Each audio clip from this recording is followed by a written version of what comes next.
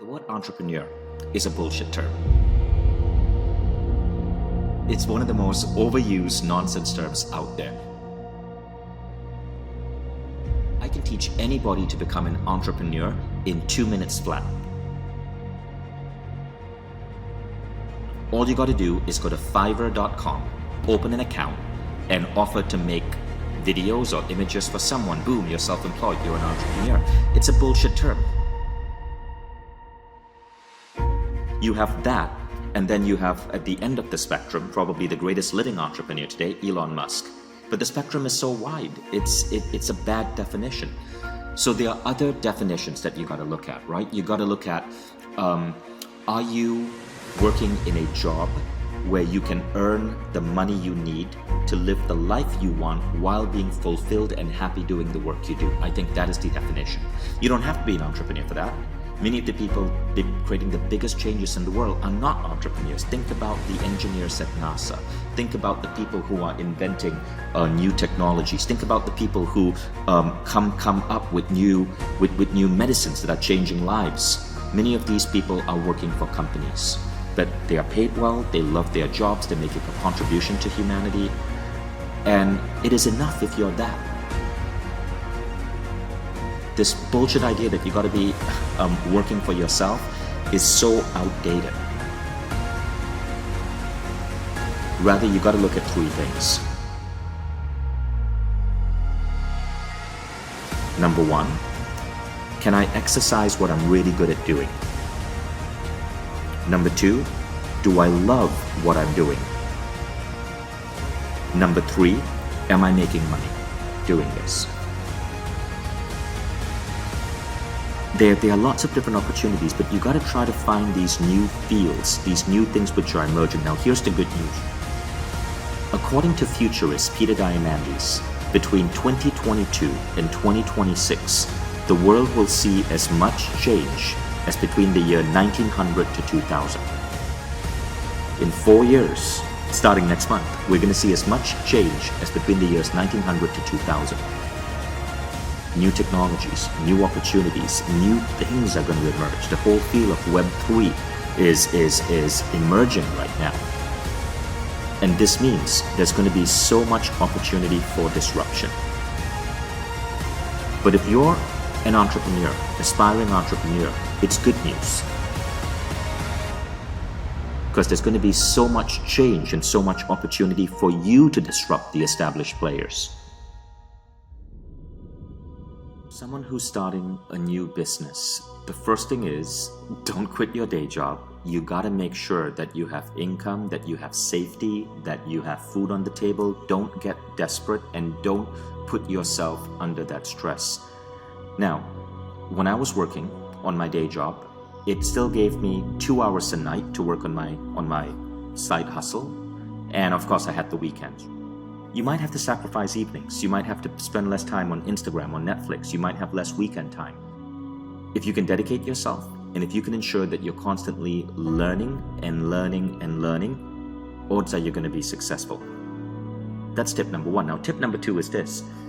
Don't try to do what everybody else is doing. Because if you do what everybody else is doing, it's going to be a lot more challenging. So when Instagram was just getting off the ground, right, in like 2010, you could go and start an Instagram channel on makeup, and maybe you might end up like Huda Beauty, which has like 49 million fans today. But they were one of the early ones. You got to get in early. I think TikTok is still early. So I think there's an opportunity in TikTok. Instagram, I think, is later stage. It's not just about social media. For example, coaching. Coaching is blowing up right now. More and more companies are looking for coaches for their employees. I have a coach. So many people I know now get a coach. It used to be a situation where if you got a coach, people were like, is something wrong with you? But now coaching is so important. So coaching is a really great way to make an income. I know coaches who are making millions of dollars a year. Of course, they are outliers, but they love what they do, right? Even if you were making $100,000 a year as a coach, that's a really good lifestyle. Because you're helping people, you have mobility and so on. A third one, which is with the whole crypto space.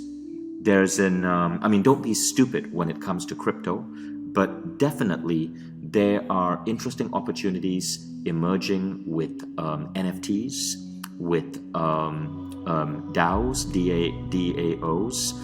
There are some great YouTube channels where you can learn about crypto and you can start to understand that marketplace. Keep in mind that, investing in things like Bitcoin are risky. If you bought Bitcoin 1 month ago, you would have lost a lot of money today. And so you got to have a really long-term perspective. So here's the other tip. Don't wait to know what your company is going to be about before registering your company. I had no idea what the company was going to be about. But I knew I was going to start a company, and I knew the first clue is that we were going to be selling a meditation product on AdWords, but there could be other things we were doing as well. I also had a Web 2.0 product. Back then, Web 2.0 was all the rage. It was new. I had a Web 2.0 software application that I was going to build and sell as well. And I needed a name. And so I got online and I found 2 really good names. One was called Rainbridge. And I thought, okay, I'm going to call my company Rainbridge. And the other one was MindValley. I am so glad I picked MindValley over Rainbridge. And so I created this company called MindValley, and then MindValley launched several products. One of our early products was actually, and it's so painful that this product failed, it was an early version of what today would be Instagram. We called it Blink Life. It was a way to take pictures from a phone and then share these pictures with your friends on a particular website. And then we had created a system where you could innovate by saying, okay, this picture only my mom will see, or this picture absolutely my mom will not see, only my girlfriend will see. So we created this really cool thing for picture sharing. Interesting statistic, 40% of the success of the company is timing. Our timing was too early. Like, phones didn't have cameras were not really good. This was 2005 when we attempted to launch Blink Life, and it very rapidly fizzled out and died. But we kept testing and trying and testing and innovating. And I kept experimenting with different ideas, and eventually one idea really started exploding, and that was basically selling meditation online. And that's how MindValley started.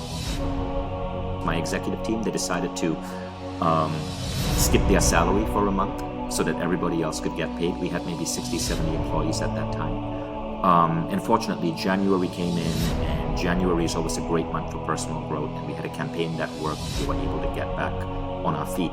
But these type of moments, they're soul crushing. They keep you up at night. But you gotta be prepared to go through them on your journey. But again, if you adopt the attitude that the number one thing is your growth, is how much you're learning, you're better able to go through these ups and these downs. Like, the ups don't go to your head, and the downs don't destroy you.